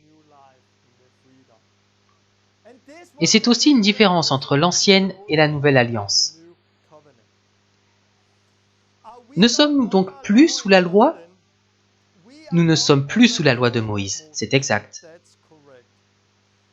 Nous sommes maintenant dans une nouvelle alliance. Nous sommes sous la loi de Christ. Nous devrions obéir à Jésus. Nous vivons par la nouvelle alliance, le Nouveau Testament. La loi de Moïse, c'est 613 lois. Dans le Nouveau Testament, il y a environ 1100 choses que nous devrions faire et ne pas faire, et des choses que nous devrions écouter. 1100 ! Beaucoup plus que 613. Et je vais lire certaines de ces choses. Examinez-vous pour savoir si vous êtes dans la foi. C'est quelque chose que nous devrions faire, nous examiner nous-mêmes. Aimez-vous les uns les autres, nous devrions le faire. Haïssez le mal, nous devrions le faire. Exhortez-vous les uns les autres, nous devrions faire cela. Offrez votre corps comme un sacrifice vivant, nous devrions faire cela. Fuyez les péchés sexuels, nous devrions faire cela. Fuyez l'idolâtrie, nous devrions faire cela. 1100 passages comme cela. Dans un autre passage, Jésus dit aussi cela. Venez à moi, vous tous qui êtes fatigués et chargés, et je vous donnerai du repos. Nous devrions aussi faire cela. Prenez mon joug sur vous et recevez mes instructions, car je suis doux et humble de cœur. Et vous trouverez du repos pour vos âmes, car mon joug est doux et mon fardeau léger. C'est aussi quelque chose que nous devrions faire. La différence avec la Nouvelle Alliance et la loi de Jésus,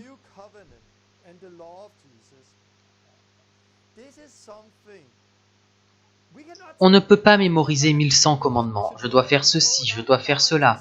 Oh, et Jésus a aussi dit, allez et faites de toutes les nations des disciples. Ok, je dois annoncer l'évangile et je dois aussi m'examiner. Oh, je dois faire ceci, je dois faire cela. Non, la loi de Jésus ne fonctionne pas comme ça. C'est la nouvelle vie par le Saint-Esprit. Le Saint-Esprit sait où vous en êtes. Il s'agit d'écouter le Saint-Esprit et de vivre la nouvelle vie. Et parfois, le Saint-Esprit va travailler en vous et dire « Fuis ceci, ne fais pas cela » et vous obéissez. D'autres fois, le Saint-Esprit dira « Tu dois sortir, tu dois obéir. Tu dois sortir et prêcher l'Évangile. C'est la vérité, c'est ce que Jésus dit. » Et le Saint-Esprit va travailler en vous, alors vous obéissez et vous le faites. D'autres fois, le Saint-Esprit dira « Calme-toi, viens à moi. Viens à moi, prends mon joug sur toi. Là, tu prends trop de choses sur toi, prends mon joug. » Et c'est aussi la vérité, c'est aussi ce que le Saint-Esprit dit. Et c'est une bonne chose. Ce qui est bien, c'est que le Saint-Esprit va convaincre le monde de justice, de péché et de jugement. Il nous enseignera tout ce dont nous avons besoin et nous aidera à nous rappeler tout ce que Jésus a dit.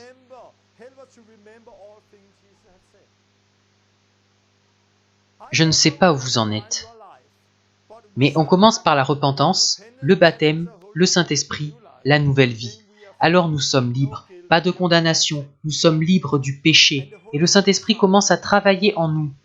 Au début, pour moi, c'était sur les grands péchés physiques. L'adultère, l'alcool et des choses que je faisais, car je venais du monde et venais d'être sauvé. Puis il a travaillé en moi sur la crainte de Dieu, puis sur la révélation de Dieu le Père. Puis est venu un temps où c'était « Pourquoi je fais ce que je fais ?» Ce n'était plus les grands péchés, mais mon cœur. « Pourquoi as-tu dit ça? Pourquoi as-tu fait ça? Parce que tu es orgueilleux? Qu'est-ce qui ne va pas avec toi? Construis-tu ton propre royaume ou le royaume de Dieu ?» Et le Saint-Esprit a commencé à travailler en moi. Et c'est vraiment important que nous comprenions que c'est un voyage. Que nous comprenions que ce n'est pas à nous de réguler la vie de chacun.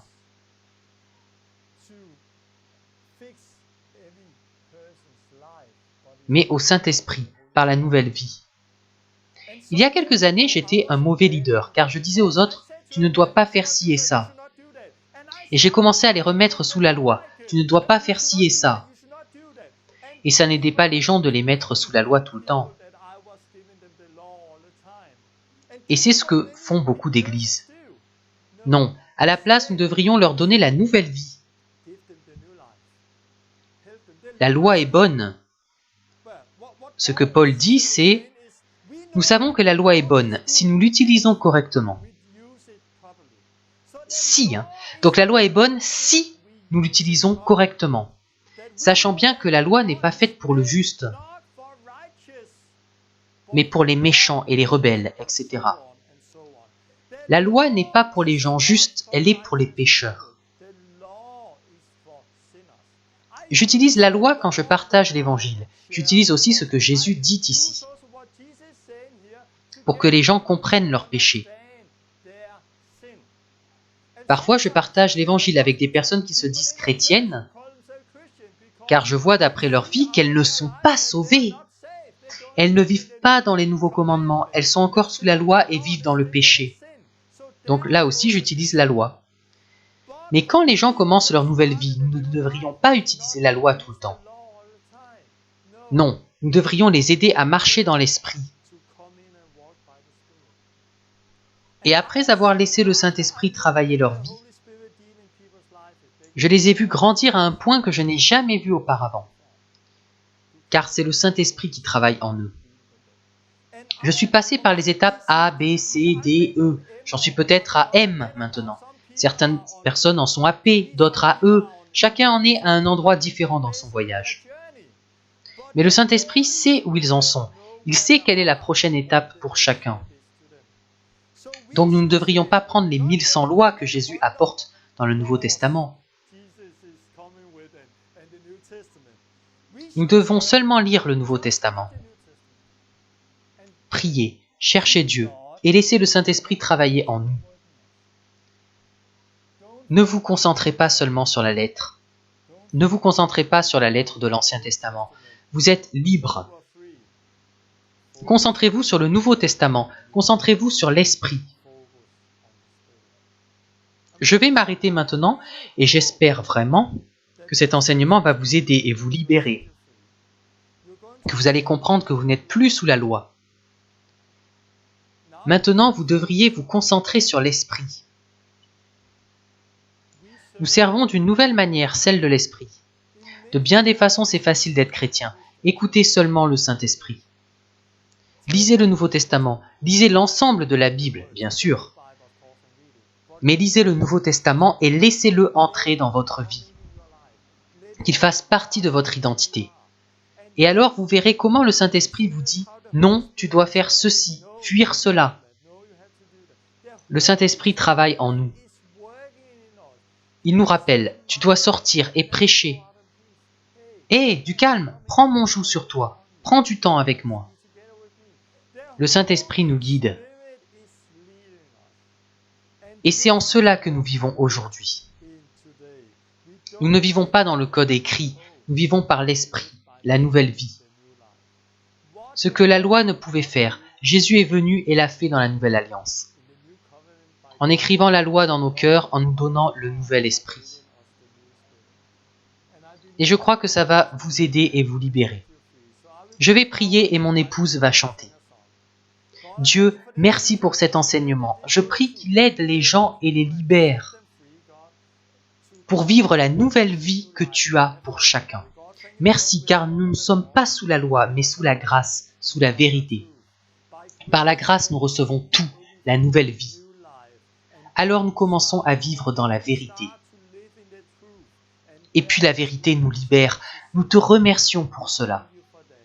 Jésus, nous te remercions pour ta justice par la foi et parce que tu nous as donné cette justice, de sorte que par notre amour pour toi, nous puissions te servir. Nous n'avons pas besoin de garder tes commandements pour que tu nous aimes. C'est parce que nous t'aimons que nous voulons garder tes commandements. Parce que tu as déjà déversé ton amour dans nos cœurs par le Saint-Esprit, nous voulons te servir. Donc viens Jésus avec ton Saint-Esprit et ouvre nos yeux et libère-nous. Au nom de Jésus. Amen. J'espère que vous en avez retiré quelque chose. Ce n'est pas un fardeau, c'est une nouvelle vie.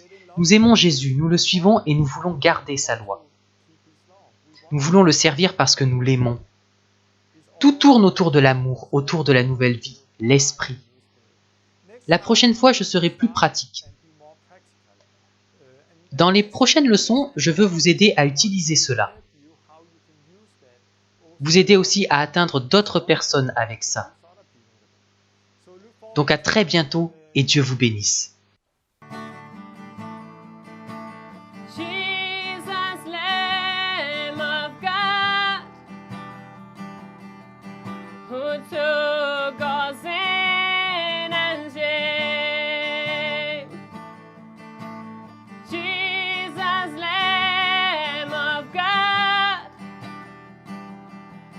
Who took my sin and shame.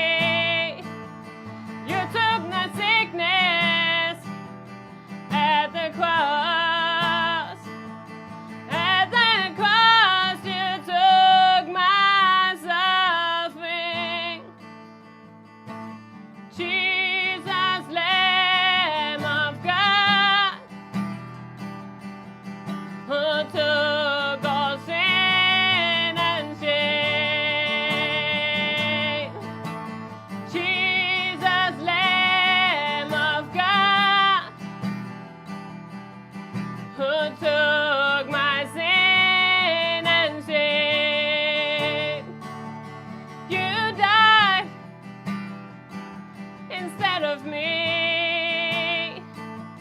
You took that punishment that belonged to me. You took my sickness at the cross. At the cross, you took my suffering. I worship you.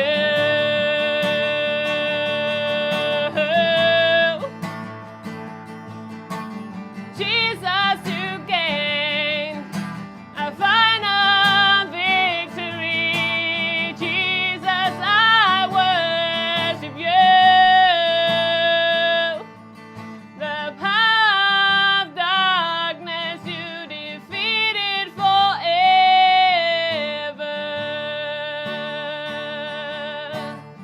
Jesus, thank you, Jesus.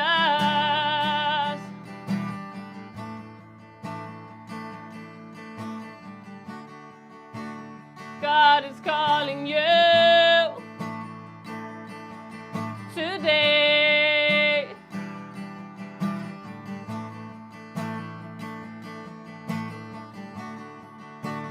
Give your life to Him.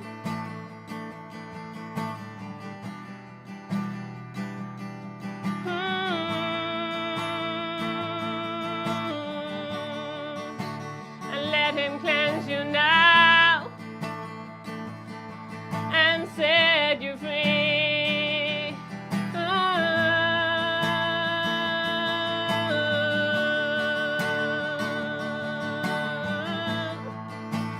Then your song can be,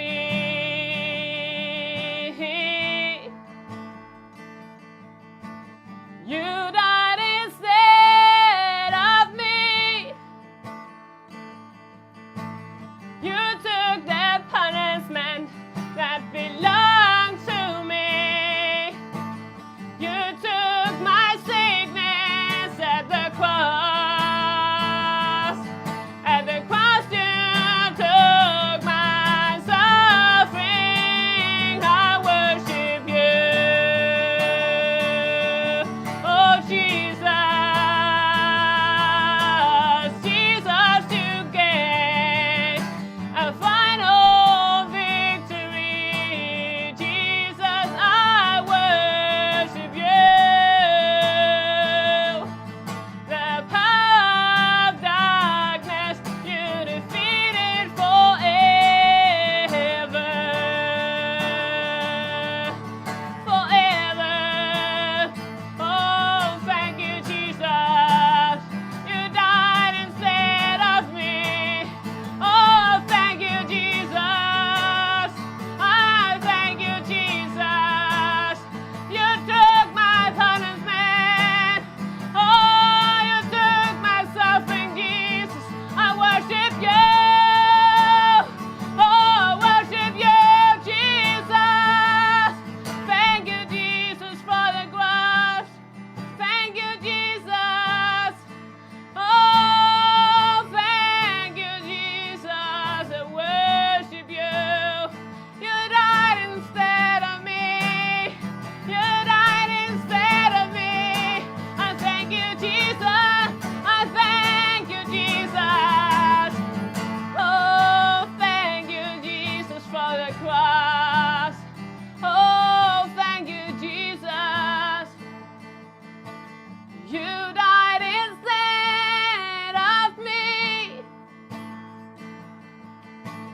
You took the punishment that belonged to me. You took my sickness at the cross. At the cross you took my suffering. I worship you. Oh, Jesus. Thank you, Jesus. Thank you, Jesus, for the victory. Oh,